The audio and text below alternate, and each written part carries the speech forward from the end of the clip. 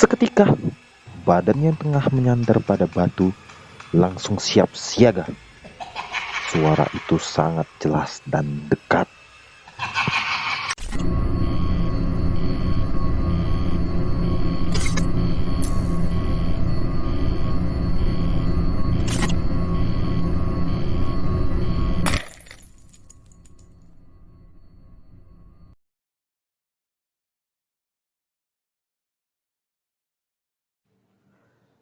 Seorang pendaki yang diketahui bernama Indra Wijaya Artakusuma mengalami kejadian tersesat selama 6 hari di Gunung Muro, Kalimantan Tengah sendirian. Indra yang menyukai alam tersebut memutuskan mendaki sendirian ke Gunung Muro pada Jumat 31 Mei 2019 lalu. Pada awalnya sih, Indra hanya ingin melihat matahari terbit dari puncak Gunung Muro. Namun, niatnya tersebut hilang seketika ketika ia mengetahui telah terjadi pembunuhan mengenaskan di sekitar lokasi yang akan ia tuju. Sebagai gantinya, ia memilih mendaki Gunung Muro di sore hari dan menargetkan melihat matahari terbenam. Sebelum mendaki, Indra diberitahu bahwa Gunung Muro jarang didaki oleh orang biasa. Ya, rata-rata yang mendaki adalah orang-orang yang begitu sih, orang-orang yang mencari ilmu. Dan orang yang mendaki jarang ada yang kembali lagi. Indra tidak menyepelekan cerita tersebut. Akan tetapi, ia tetap memutuskan mendaki Gunung Muro dengan niat yang tetap. Sebagaimana diketahui, Gunung Muro memiliki letak geografis yang dikelilingi oleh pemukiman-pemukiman warga, sehingga bila tersesat akan lebih mudah bertemu warga setempat dan risiko pendakian yang kecil. Begitulah yang dipikirkan oleh Indra. Lalu, ia pun memutuskan berangkat pada pukul 15.00 seorang diri. Perjalanan itu diperkirakan memakan waktu 1 jaman. Namun, Indra membutuhkan waktu 1 jam lebih untuk mencapai puncak karena ia mendaki sambil menghafal jalan turun untuk nantinya. Selama menuju puncak, Indra tidak menemukan kesulitan yang berarti. Akan tetapi, perjalanan sulitnya sebenarnya baru dimulai setelah ia puas melihat matahari terbenam. Indra ingat turun pukul 18.30, setengah jam lebih cepat dari yang ia rencanakan. Saat di jalan, Indra tergelincir dari jalur. Meski begitu, ia tergelincir tidak terlalu parah. Ia tidak terguling-guling. Badannya hanya meluncur. Kakinya beberapa kali terbentur akar pohon dan bebatuan yang ada di sekitarnya ketika ia meluncur ke bawah. Pada saat itu, Indra berhasil menyelamatkan diri karena meraih ranting-ranting pohon yang ada di sekitarnya. Tidak mungkin lagi posisi saya ke atas, cari jalur. Lumayan jauh soalnya, ucap Indra. Terlebih lagi, ia hanya bisa mengandalkan penerangan seadanya, yaitu senter yang terbatas yang ada pada saat itu. Selanjutnya, Indra mencari jalur lain ke arah pemukiman. Ia menyusuri aliran-aliran sungai. Pada saat itu, ia masih sempat menggunakan ponselnya karena masih ada sinyal.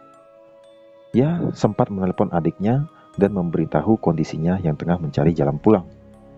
Sebenarnya sih Indra berniat menunggu ada yang menemukannya. Namun, tiba-tiba ada suara besi yang dipukul. Suara tersebut terdengar sangat jauh, namun sangat jelas. Ketika didekati, suara itu pun hilang timbul.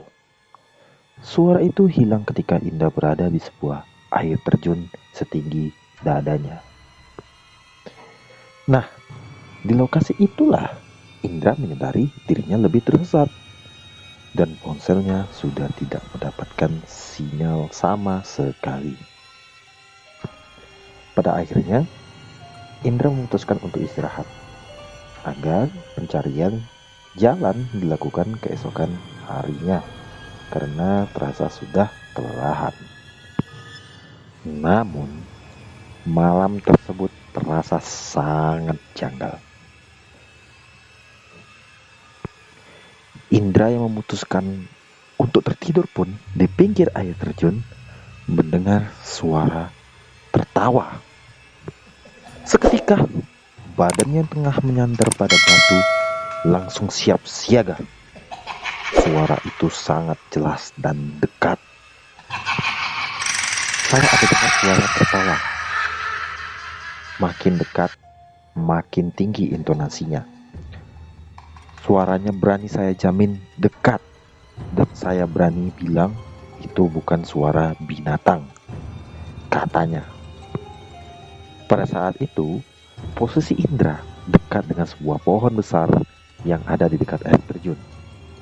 Dan ia meyakini suara tertawa itu pasti berasal dari pohon tersebut. Dikarenakan semakin terasa terusik, Indra memutuskan untuk mencari tempat lain untuk tidur dan tempat yang lebih aman. Ia bergeser dari lokasi semula ke tempat yang lebih bawah. Saat bentang, Indra mendengar suara nafas.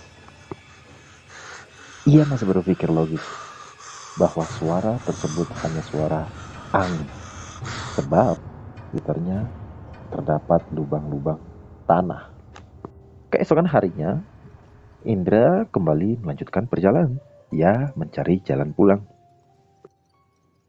Hingga waktu maghrib tiba, ia justru kembali ke air terjun semula. Ya, di posisi tempat ia pertama kali tertidur. Padahal, saya ikutin arah ke bawah loh. Saya ingat air terjun itu, ucapnya. Akan tetapi, Indra memutuskan untuk tidak beristirahat. Ia kembali berjalan hingga matahari terbit. Pada akhirnya, Indra menemukan sebuah pondok tanpa atap di samping sungai. Di bawahnya berserakan bekas sampah rokok dan mie instan. Ia beristirahat di tempat tersebut. Indra mencoba mengisi tenaganya dengan cara berburu ikan, makan tunas pisang, dan perbekalannya. Ya, memanfaatkan apa yang ada di sekitarnya. Sebab ia berencana kembali ke puncak Gunung Moro agar bisa kembali turun. Ia sambil mengingat jalan yang telah ia tandai dan ia ingat ketika menuju puncak. Namun, naasnya, rencananya tersebut tidak berhasil. Puncak pun tidak terlihat. Indra pun pasrah dan kembali ke pondok semula, menunggu orang datang menemukannya. Hari berganti hari, Indra masih tetap tak menemukan orang. Hujan parah sempat melanda tempatnya. Jas hujan yang dibawanya pun robek-robek. Ada rapia di situ. Saya potong-potong lalu saya jahit jas hujan tersebut.